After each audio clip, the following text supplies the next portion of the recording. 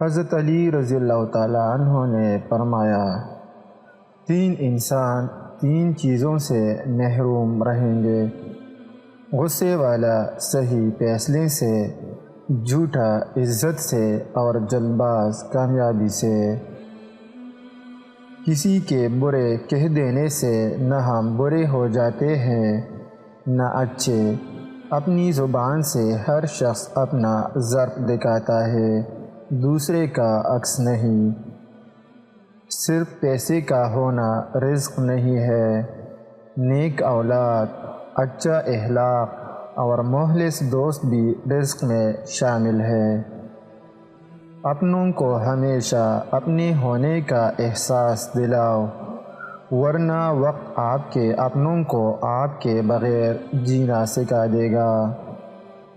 فجر کے وقت کچھ لوگ تکیے پہ سر رکھ کر سوتے ہیں اور کچھ لوگ مصلی پہ سر رکھ کر روتے ہیں۔ سونے والے خوبصورت خواب دیکھتے ہیں اور رونے والے خوبصورت تعبیر پاتے ہیں۔ ایسے شخص کو کبھی مت گنوانا جس کے دل میں تمہاری لیے محبت، فکر، عزت اور چاہت ہو۔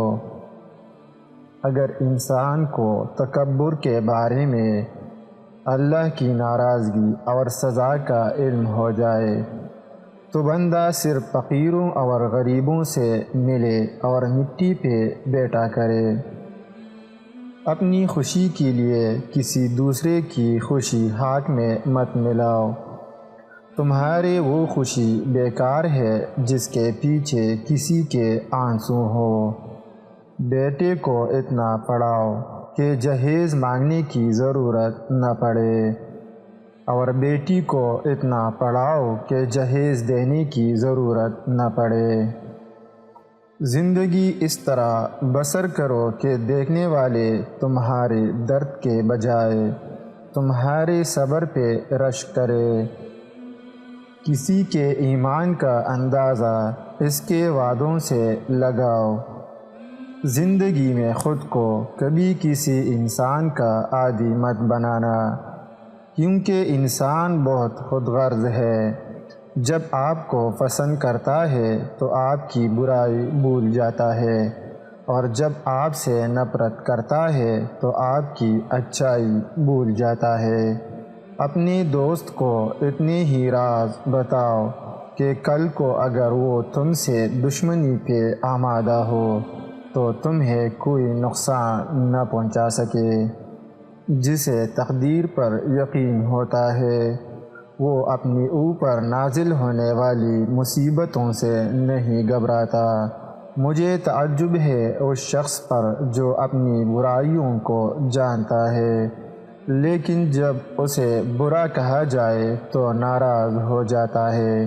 کچھ لوگ جب روتے ہیں تو اس لیے نہیں کہ وہ کمزور ہوتے ہیں بلکہ اس لیے کہ مضبوط رہتے رہتے تھک جاتے ہیں۔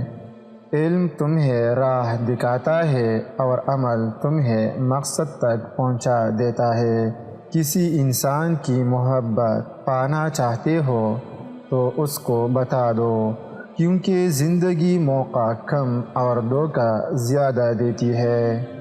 جو ذرا سی بات پر دوست نہ رہے سمجھ لینا وہ کبھی دوست تھا ہی نہیں۔